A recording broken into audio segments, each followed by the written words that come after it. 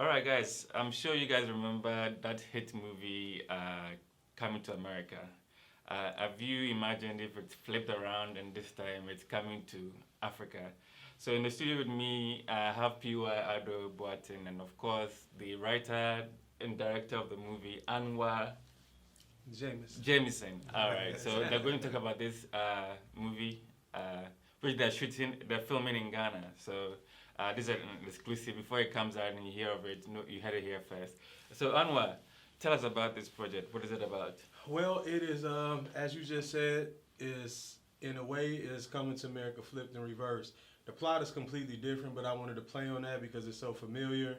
It's a movie that's still dear to a lot of people's hearts, and I just said, well, what if you had a similar situation, two guys going the other way, being dropped into a completely different culture and adjusting and learning it. And I just really wanted to give a balanced perspective of Ghana, an African country, because over there in the U.S., we never get that. You know, we grow up with a very one-sided view of Ghana. It's always negative, never positive. And the more I read, the more I learned, the more I had people who visited and told me about what they saw.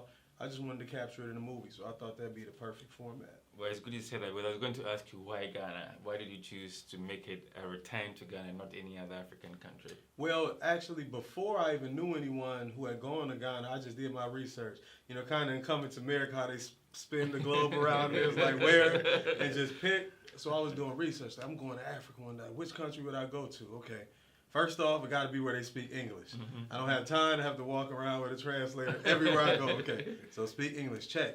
And then I think I looked up, like, what's the safest country in Africa? You know, this is probably about 15 years ago when I'm just researching, and Ghana is what popped up. Oh, the friendliest people, the safest place. You don't have to worry. So, right, so all of that stuff, you know, for somebody just thinking about jumping out there and doing it, that was something that was important, you know, one, not knowing what I would run into. And then after that, people I knew, it just started happening. They went, you know, my cousin, one of my classmates, then keep being these connections, and I'm like, okay, this must be meant to be. It's your it must meant to be Ghana, you know. And it just one thing after another kept leading me to Ghana. So great. That's how I end up. And where do you come in, P.Y. Oh man, where do I come in? I come in from a lot of places.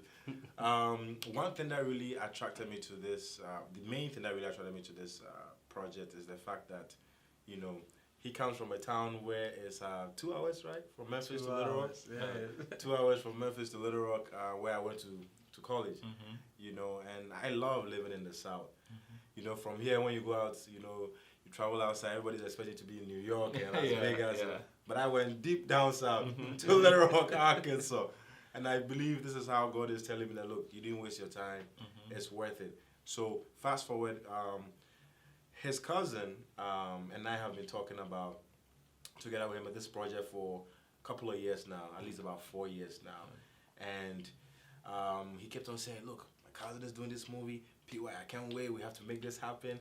You know, it's gonna, you know, we have to make sure we put this on the map. You know, the world needs to know about Ghana and the connection, how we can bridge, you know, that gap between us. Because the culture is pretty much the same thing, you know. So then, that's how I got involved, you know, through Power, and then finally met Anwar, and then he's, you know, he's a fantastic guy, you know, very well experienced. So are you in the movie? Yes, I am in the movie, and I'm the producer as well.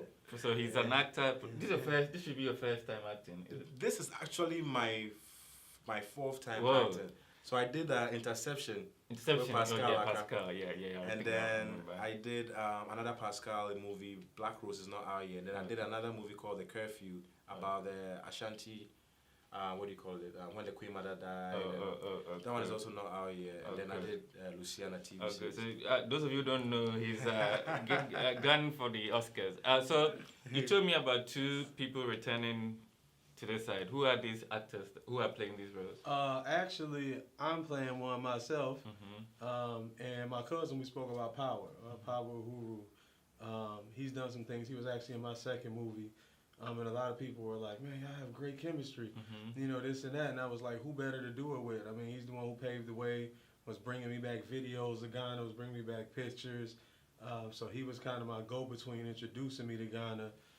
So it was a natural thing. And last year, we did it like in a short film version that premiered at Indie Memphis Film Festival. It was like everything that led up to them going to Africa, you know. It was like a 16-minute short film just to show what it would be. And again, everybody's kind of like, oh, yeah, this and that together. I had great chemistry. So it was kind of a natural thing because, you know, I always wanted to come. He always had experience here anyway. So touching down with him, I wouldn't have wanted to do it without him, basically. Yeah, and acting is not my, well, actually, I've been acting a lot longer. I've been directing. But, you know, I wanted to just direct this one, but it just ended up making sense. You know, sometimes you can't run from things. You know what I mean? And sometimes so my plan was to lay back in the cut and just direct this one, but it was like, oh, yeah, I had the chemistry, I had this, I had that. It just lined up. It made sense for me and him to jump off that plane and do it. And wait till you see his character. That's all I gotta say. Say hi to the bad guy. That's all I'm gonna say. I think you're getting used to playing the bad guy. I know, right? So, who else coming from Ghana is also in this production in terms of acting? Oh man, we have 3 of the best of the best in the country right now on this project. And since it's exclusive and it's first time here, I think we'll let it out on this one. Yeah. Oh, what you say? Yeah, go ahead, let it out. Let's go. Go break it down for him. Break down the sides. So we have David Donto. Yeah, good. We have Pauline Drew, and then of course Nana Mama Brown. Lovely. You know, Lovely. and so you had it here first. yes, we finished shooting the Ghana scenes. We just wrapped up a couple of days ago. I mean, like I was telling you earlier, we haven't slept. We've been on this back to back making sure we get it right. We have other extras and other minor roles like Ava is on there. There's Ava the Diva. Yes, I think Eva. I forgot her last name, but yeah, Eva is on there. There's the girl from the MTL commercial. You know, the one on the phone that. Shoot, I can't remember. But there are quite a number of cameos in there as well. Oh, good. So everybody's in there by myself. So how was filming in Ghana like for you? I mean, this is the first time. So in terms, I want to know the challenges comparing it back home, or even sometimes what makes it even more fun. Because I know that in the US, for instance, you need permits to shoot somewhere. Yeah. When you flip it here, it's not always the case. So let me know the pros and cons. Like, what was filming in Ghana like for you? Okay, yeah, back there it's kind of a state by state thing or city by city. Some cities are like you don't need it. It's it can vary. But as far as the process, I tell people, man, the crew that got put together. A couple I met before we got here, but this man put a crew together that was like, I told him, I'm not just telling you this. I was like, I've never had a crew like this. I was, it surprised me, and then it was just on it, man. there's talent in Ghana. For real. And it was like that dedication is that, that's what people talk about sometimes. Sometimes over there, it's not everybody, but you can get a little lax, you can get a little spoiled and a little entitled, and, over here it was like, everybody really appreciate everything. We still having fun. The crew became like a family, but everybody got there. They hit the ground doing everything professional. So it was cool, and this man got the keys to the city. So as we moved around, it just made it fun. I can't imagine what it would have been like doing it without him. That might have been something different. But moving around with him, it was like smooth sailing. The crew was putting in work. He was doing that.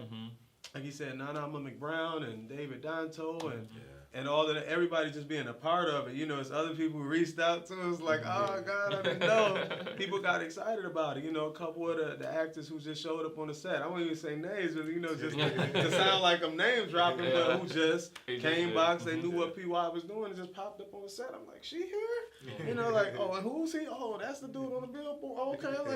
It was like, it was just love. It was just love. So that whole thing was like, shooting it here was amazing. When I first got here, I could explain, and it was like, okay, I'm in Africa. You shake off that awe, because we all want to come here. It's like, I'm here, okay. And it was like, this different, So first couple of days, I'm seeing some different things. My feet getting a little tired. I'm like, yeah, well, we start filming a couple of days. I'll do this job. I'm here to work. And I'll go home. I'm going to have some fun, but the spirit, man, I'm like, that's real. So about 3, 4, 5 days, like every day it was more and more. Like, dang, this really is home. Dang, this really is where I'm supposed to be. It started really feeling like, what I mean? Just the food, everything. I was about to ask you about food. Have you picked up any favorites so far? Oh, garden egg stew, man. Garden egg stew. And that's why, I'm sure she wouldn't mind telling me the story, but Nana McBrown, man, the first time Well, we went over there to, you know, basically lock it in and see if she would bless us with being in the movie. And I mean, she popped up. We was just sitting there in the living room with Basira, the production manager, talented young lady. Yeah. And we sitting and she was like, have you had any good Ghanaian cooking yet? I was like, I had some, a couple restaurants I had been to. She disappeared about 10 minutes and Bessie was like, you know, she in there cooking. That's why she asked you. Like, for real, she came back, you know, feeding us. I was like, so. McBrown's kitchen. Mac Brown, I got to be in the real McBrown's kitchen for real, for real. So she came, so yeah, I got hooked on the garden egg stew right then. That's my favorite. But I have it in so many good things, and it's like, I love rice. So it's like, so all these rice-based dishes and the stuff, and the food is so fresh and organic. Like over there, they'll put organic on it. It's like, come on, man. Is this what we don't know, but here you can taste it. Like the freshness, you know, like I was just telling him I never had fresh tuna ever before I came here. Tuna to us is something in a can sitting on the shelf for months. Bumblebee. And all these with bumblebee, exactly, just that one, just in preservatives. I'm like, oh, fresh tuna? This is what tuna looks like before they pack it in that can for months. You know what I mean? So, exactly. Man, love great. I mean, not to put pressure on you, when are you looking at releasing this film? Also, remember, this is the year of return, so a lot must happen, you know. So, are you looking at wrapping up and bringing it out before close of year, or you're taking your time? Well, you said it right. I mean, it is the year of return, and that's also another reason why we decided to film this project this year. However, I don't think we're going to release it this year. We want to wait till next year. We want to make sure everything is properly put together. Plus, director is going back to Memphis tomorrow, actually, and then they're going to start filming the Memphis scenes as well. That's good. Yeah, so we're going to aim for, we're looking at possibly in the summer, coming back around the same time and doing it big for Ghana. But we're really looking at the huge film festivals to get that first official premiere, whether it's Cannes, Sundance, Tribeca, I mean, whatever it be. Right. So we're going to roll something out in the spring for everybody. And that'll be worldwide. That'll be, you know, whichever one it lands. And then we'll line it up. And then we want to come back in Ghana when we had the same amount of time. You know, sometime around the summer we've discussed. So, you know, of course, everybody will know ahead of time. But that's what we're looking at and really rolling it out, doing it big. And really having that time to celebrate it, because it's quite an accomplishment. That's the thing. Nobody's done this. You know, from the biggest of the Hollywood studios to indie producers, nobody's come over there and told this kind of story. Exactly. Exactly. But it doesn't mean that we're not going to put anything out towards the end of the year. Definitely. Something might come. All right. So we might drop the documentary, because like I said, we're really coming over here doing too, because all of the behind the scenes and what it took to make the movie. And so yeah, maybe we might drop. Funny though. Maybe we might drop that, you know, for the end of the year to whet the appetite for the actual movie. Well, thanks for choosing Ghana, and thanks for actually thinking. I mean, it's kind of a week where I'm talking to you guys in a week where Beyonce has sort of put so much spotlight on her music, and I'm hoping that this film, through that, we're able to, I mean, create some sort of cultural change or shock, because like you're saying, most people out there see us as a village, one country, and I think putting in this effort is much, it's late, but better late than never. So I say thanks and all the best. We'll be keeping an eye out for this project. And of course, you're going to be the official mouthpiece for everything that is coming to Africa. Coming to Africa. Hey, there you go. You heard it from the man himself.